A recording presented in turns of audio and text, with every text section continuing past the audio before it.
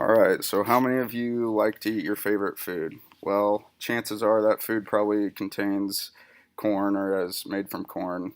According to BusinessInsider.com, corn is found in three-fourths of the supermarket products and more than 3,500 different uses in the food industry. Corn is the leading food grain that is found in these foods and can is a major driver in the food industry. The credibility to the speech is I've lived on a farm and grown up around crops my whole life, and am currently majoring in agronomy at the University of Nebraska Lincoln, where I have also interned with several crop scouts and attended different lectures and seminars listening to their thoughts. Growing corn can be a very complex process with a lot of inputs and can be very rewarding if planned out correctly. Corn is a major food product grown in the Midwest, and it can be grown in a very safe way, unlike a lot of consumers think it is when they think of GMOs or insecticides and chemicals that are applied on these foods, and they think they're intaking them. First, in this speech, I'll inform you about preparing the seed bed and planting. Secondly, I will talk about in season care and nutrient management. Lastly, I will cover the end of the growing season and the harvesting practices so the crop is taken out of the field in a timely manner and at the right time. Let's get this speech rolling and get the planner rolling also with information. According to Humberto Blanco, a professor at UNL, he states that tillage and no-till are the main options in preparing the seed bed. They each have their pros and cons, and some of the pros of no-till are that you will have a healthier soil and you won't break up the soil structure, soil health, because the organic matter will also start to accumulate, which will hold valuable nutrients to the crop that will be grown in that following season. Um, the tillage, using conventional tillage, that breaks up the soil structure, and you don't gain as organic matter as fast, but it also heats up the soil faster, so it allows farmers to get into the field earlier in the year to get the crop planted compared to no-till. Also, with tillage, you can use it as a weed management practice, so you don't have to apply chemicals on that pass. Um, Now that we've covered preparation and planting, let's talk about how to care for the crop. The growing season can be a very long one and strenuous season on the crop, especially in season in the middle of the summer when the temperatures get hot and precipitation might be limited or there might be too much. Nitrogen is one of the biggest nutrients that need to be managed, especially since it is mobile in the soil because it has like charges like the soil. So whenever it rains or water's in the soil profile, it'll attach with the water, so it can be leached through the soil profile and lost very easily. Unlike some nutrients that have opposite charges and are immobile in the soil, those don't need to be um, supervised as much.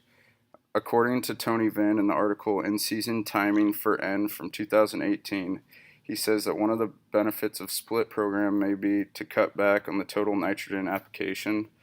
Nitrogen needs to be applied at the start of the year to ensure that the crop emerges and has a quality early start to the year, so that no yield is lost at the beginning of the year. But also there will most likely need to be a in-season application, since, like I said, if there's a lot of precipitation that year, the nitrogen might have been leached to the profile, and since it is starting to pollinate and putting on ears, the nitrogen may be needed to capitalize on that top end yield. Um, now that we have covered how to manage the corn in season, let's move on to the fall and harvesting. According to Bausch, www.boucherfarmswordpress.com, from 2014, the ideal moisture content for stored field corn is around 14 to 15%.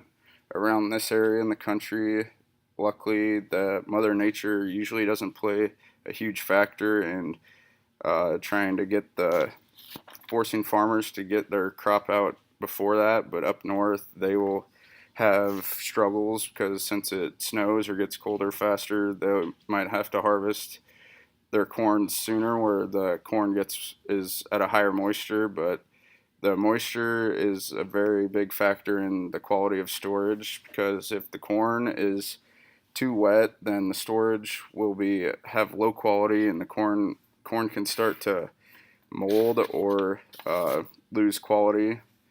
14 to 15% is the basis, and that helps depict your yield or your bushel weight.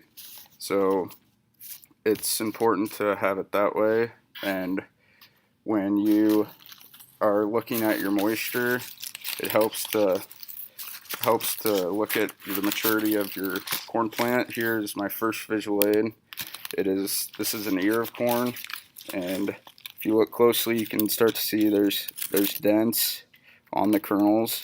That means that all the carbohydrates have been formed in the corn, and it is starting to dry down and losing the milk. They call it the milk stage, so it's hardening. And then when it's really mature, at the end of the year, farmers look for black layer on each kernel, which it's hard to look on a computer, but there's a black layer on each kernel, and that means that the corn plant has reached full maturity, and that's a big sign of when a farmer can get in the field, and it's about time to get their crop out of the field then.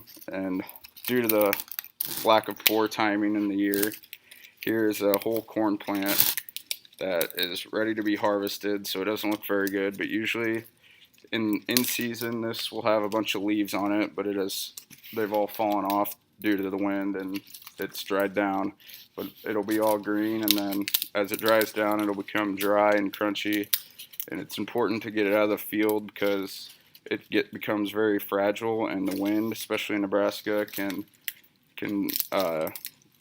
pretty much destroy these crops and put them on the ground just from an overnight windstorm. But so, as most of you know, that it is harvest time right now, and farmers are in a big hurry or trying their best to get their crop out of the crop out of their field. So in conclusion, growing corn can be a very complex process, but also at the same time it can be rewarding if the growing season goes right for the farmers and their yield can be capitalized and harvested, and prices are also good at the same time.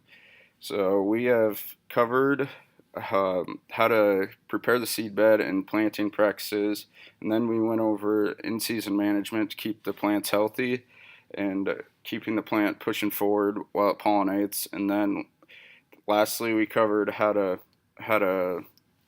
have the proper combining practices and the covering basic moisture concepts. So now I hope you guys all can look at corn as differently and know that it is safer, and know a little bit about the details of growing corn and how that has helped feed the world. So now I hope that it's a process full of challenges, but a very rewarding one, and hopefully you look at the cornfields a little bit differently from driving on the road.